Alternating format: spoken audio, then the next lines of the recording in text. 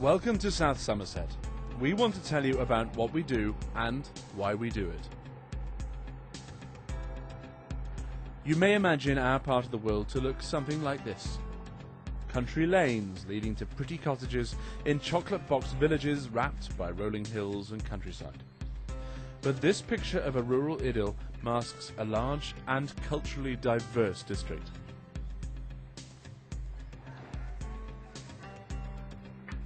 We have a population of 160,000 people, with 45,000 of them living in the busy town of Yeovil. Yeovil is the home of Augusta Westland, world famous for building helicopters, and its associated high-tech industries. But more than half the population live in communities of fewer than 250 people, and not all of them are farmers. South Somerset also has large pockets of deprivation. It's in the bottom half of the poorest districts in England.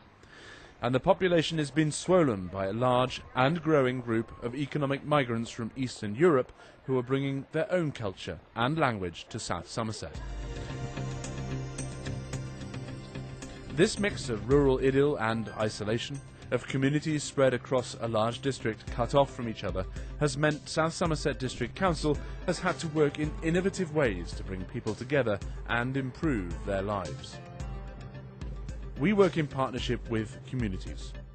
We make sure we are easy to contact with 4 area and 5 community offices spread around the district. Each area has its own committee, which has the power to make its own decisions with delegated budgets, powers and administrative support.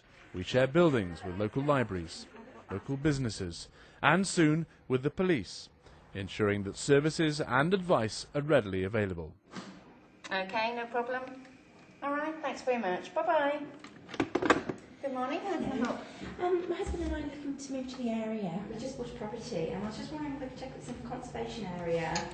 This gives us a deep understanding of the local community and helps us shape the local delivery of district-wide ambitions.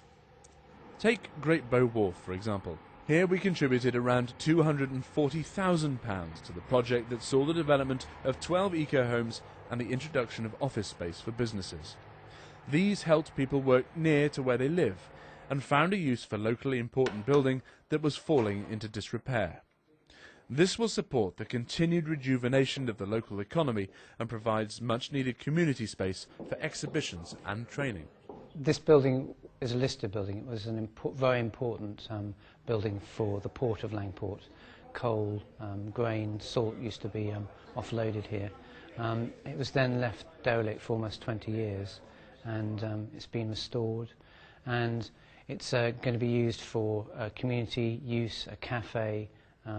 Businesses are moving in here, so it's beginning to drive the regeneration of the town with a bit of extra business activity here.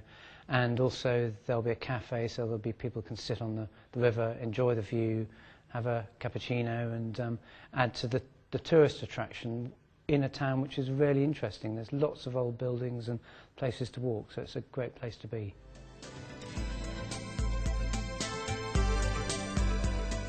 And there are other projects going on across the district. We've worked with a group of 10 mill owners to restore and convert their homes to be able to produce green electricity. With our help, grants have been awarded to aid in the financial costs, and with the government pledging to produce 10% of electrical energy from renewable resources by 2010, we're doing our bit to help. The District Council really got the whole thing going. If it hadn't been for the grants that they managed to obtain for the group, this project really wouldn't have taken off. Small-scale hydro is quite expensive to install, and with that grant aid we were able to push this project forward. The historic side is obviously still very interesting, and it's the side of the mill that we want to restore and get back into working order. But to be realistic, you need a modern turbine these days to be efficient and not need a lot of maintenance, and people do use old water wheels for generating electricity. But a modern turbine, as I said, is far more efficient, it's easier to use, and we've managed to blend ours into the mill quite well, so it doesn't interfere with the existing workings, and we think we've got a nice compromise, really. Shoulders are down the back, chest is open. If you want to make it a little bit tougher with the stomach in, take the arms up. Working with people rather than buildings is a major part of what we do. The Council established the South Somerset Health and Wellbeing Partnership by pooling resources with the PCT, social services, the Citizens Advice Bureau and many voluntary sector representatives. We are working to encourage a healthy lifestyle and support 3 healthy living centres, 18 active community programmes, 34 community champions delivering free physical activity sessions in their local communities, and 3 active workplace programmes developed with over 300 employers accessing health promotion advice, mini health checks and activity opportunities through the workplace. Excellent work there, really good. As well as helping people, we see the infrastructure of the district as vital to the future regeneration of our communities. In Yeovil, the development of Foundry House and the immediate area is a key part of the Yeovil vision. We've worked with local people and businesses to develop plans for a mixed-use site, incorporating residential and business units with links from the town to the countryside, with high standards of sustainability that will create a long-lasting community asset. They're going to be able to permeate this site into the country park and back up to the town.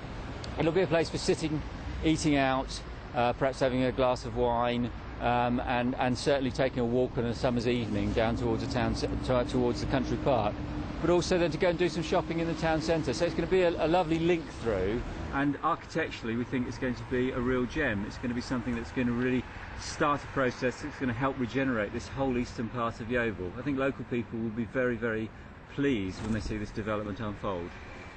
We also do what we can to encourage business growth by providing low-cost business units for high-tech, high-growth, knowledge-based businesses. The Yeovil Innovation Centre is due to open in June 2008, thanks to partnership working with Somerset County and the RDA. The people we plan to bring onto site here will have access to organisations like Business Link who will have a unit here. There will be some graphic design help, there may even be some legal help, possibly also some patent guidance. The sorts of things that you would probably struggle to know where to go and get if you were a small-time business starting out on your own, because it's a nerve-wracking experience doing just that, and to be able to have some assistance at hand and to be guided and nurtured through that experience is something we're trying to develop.